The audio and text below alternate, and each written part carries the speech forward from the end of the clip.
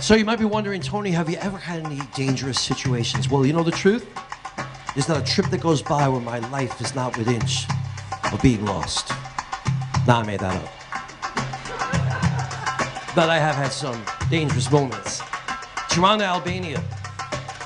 Every day the nuns would go out and go among the people on the street and see if there was some good that they could do. One day, one of the nuns came back with a kind of very crazy looking guy. Must have been homeless. I mean, I would be probably crazy if I had lived homelessly too, but this guy's got this look of crazed. And she brings him in, she says, look, Tony, have him strip and take a shower. I'm gonna go get some clothes. I'm thinking, I don't think so. I'm not gonna ignore the nun's request, but I wasn't gonna strip him. I'm like, okay, hi, how you doing? And he starts screaming at me, crazed. I mean, menacing. And it's like, sister, get back here, sister, get back here. And he goes on and on and on, and it's like the venom pouring out of him. It's like, it's very scary, to say the least. And I said, sister, what is he saying? And she's like, he's saying that he's going to spill every last drop of your blood right here. And then she calmly says, best you should go. Don't have to tell me twice. Then another day, the nun said, Tony, you and I, we're gonna take all the girls and all the kids to the park to play downtown. So we're walking along the street, there's all these kids, and it's me and a couple of nuns actually. And one of the nuns cozies up to me at one point and says, you see those men over there? They're plotting to kidnap one of our kids, the blonde-haired, blue-eyed girl, right in front of me. I said, sister, I'm on it.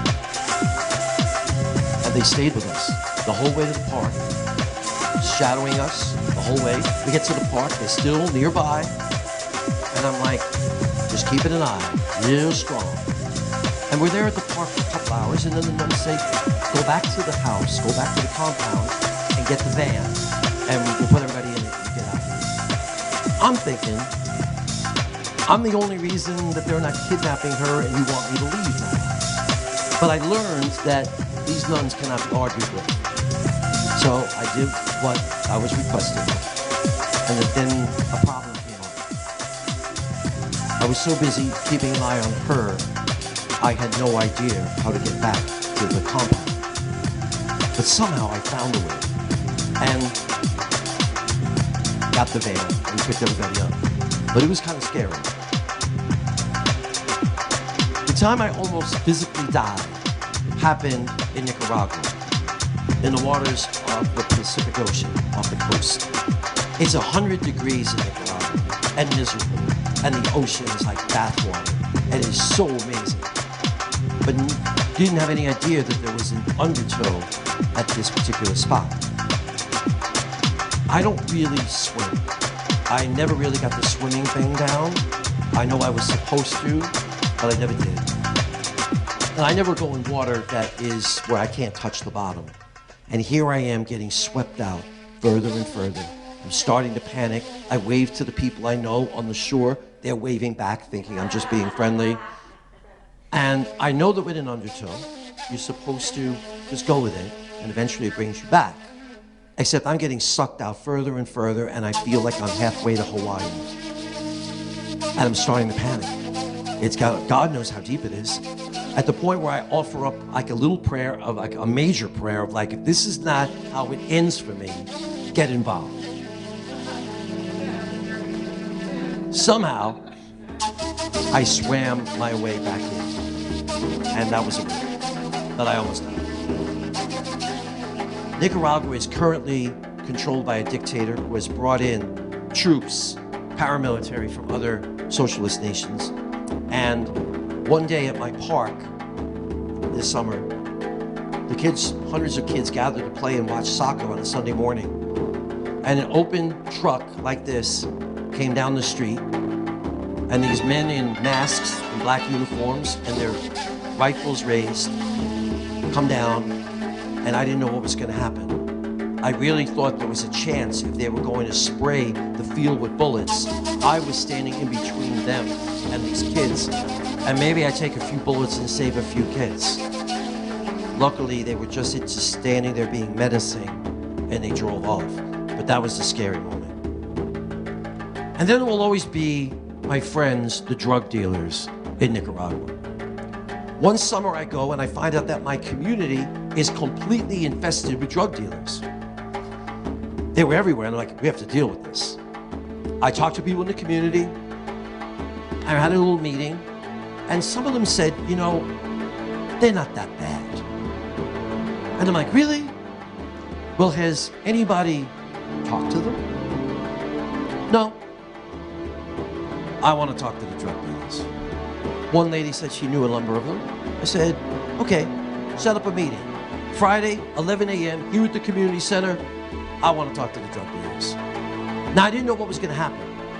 I thought maybe this is the last thing I do on earth. More likely, nobody shows. All of them showed. And because I'm not afraid to deal with people that break the law because I go to jail every Friday, I was able to look them in the eye and just talk to them, get to know them. Make a long story short, they would explain to me that they didn't want to deal drugs. There was no jobs. I know they're not lying. It's a country with 65% unemployment. And I said, well, I can't just say to them, good luck, hope you find a job someday. I ended up getting loans for them to start businesses and get training. And now there's no drug dealers there. But it was a scary moment, especially when I wanted to take their picture. One of them was like, we're not taking no pictures with you, we're drug dealers. Another one said, he's helping us take the picture. So that's this picture. But the time I really felt danger is in the poorest country on earth. I'd gone to East Timor to learn about how my foundation might help the poorest people on earth. And while I was there, oh, here it is. This is it. They were bringing me around to show me all the projects that I could possibly adopt and sponsor. And in front of us, this truck appears. And my driver turns white. And he's terrified. And I'm like, what's the matter? And he's like, this can't be good. Turns out, they had just had an election. And the people, there's a new country. And the people that fought for their independence were running the country. But as often happens, people that make good soldiers don't make good leaders. And they got voted out. And they weren't having it. So they were gathering their posses to take power back.